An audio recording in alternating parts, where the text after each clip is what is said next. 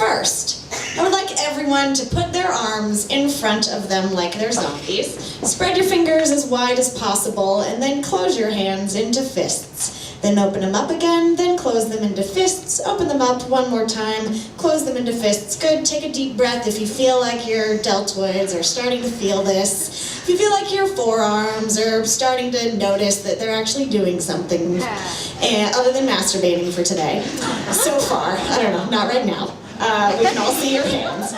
And just know that by doing this for the next 6 minutes or so, you're probably not going to die. So let's just see who can survive doing this for the next 6 minutes. While you're doing that, first I'm going to prepare myself a little snack. This is an open-faced peanut butter and brown sugar sandwich. Now, this is one of the 2 things I used to relatively regularly eat for lunch while I was living with my grandparents. Back to that in a moment, but first to the frigid cold of northern Sweden. There's a town called Överkalix. In Överkalix, they have been recording with a diligent farmer's almanac their entire history, from birth rates to birth weights, to disease states, to times of death, ages of death, and causes of death. Like any good farming town in the frigid north, they've also been regularly recording crop yields and farmers' products, and the relationship between a family's crop yield and the number of kids they have and how those kids do. How are your arms doing so far? My understanding, yeah, take a deep breath, stretch it out if you need to. So there was a researcher in this town called Överkalix that started to look at the correlation between the boys who went through puberty when there were times of famine and the boys who went through puberty when there were times of feast, when there were ample crop yields. And what he found was that those boys who during the time they were 9 to around 12, if they went through kind of the winter in Game of Thrones, the sort of 3 to 5 year long famine period, they actually fared better in the long run. They died later, they lived stronger, they had less instances of heart disease and diabetes, and somehow their genes actually adapted to a lean time. They just managed to eke out a little bit better living, surviving through that tough time, right when their bodies were trying to grow really, really fast into grown-ups. And I don't know whether, it's not yet proven whether they ended up, you know, genetically modifying, just being superior when they were born, or if they managed to steal food from their peers as they were growing up. But not only did they live longer, their kids lived longer, had less disease, grew up to be stronger, and their children's children grew up to be stronger, live longer, have less heart disease, have less diabetes. If you're feeling tired, stretch it out, shake them out, try it again. Take a deep breath, remember, it's not going to kill you for another 4 minutes. Now, maybe, you know, to me, that seems like a really great case for famine.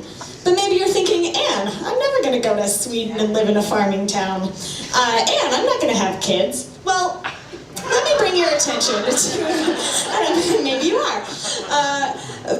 So there was another test, a similar research project done in Stanford in the 60s and 70s, where they took 5-year-olds and they placed a marshmallow in front of them. Not like a mini marshmallow, not the kind that go on marshmallow cheese toast. Sidebar, if you don't know what marshmallow cheese toast is, you were never an obese child raised by your grandparents. We'll get back to that in a moment. So these kids had a marshmallow placed in front of them, and not a peep, no, an actual just a marshmallow, and they were told, you can eat this marshmallow, or you can wait 5 minutes and eat this marshmallow and a second marshmallow.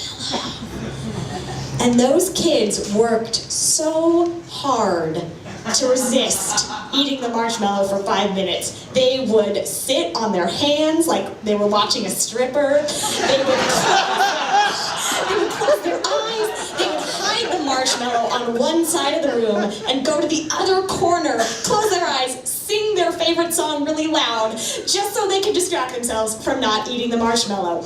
And those kids who survived the 5 minutes of difficulty, those kids who were able to manage depriving themselves just that even little bit of suffering, they fared better over the course of their lives. They got better grades, they got more stable jobs, they had more regular orgasms, and in the end, they grew up to be more successful people than the kids who just chomped on the marshmallow. If you're getting really sore from this, just stretch it out again, give your deltoids a break.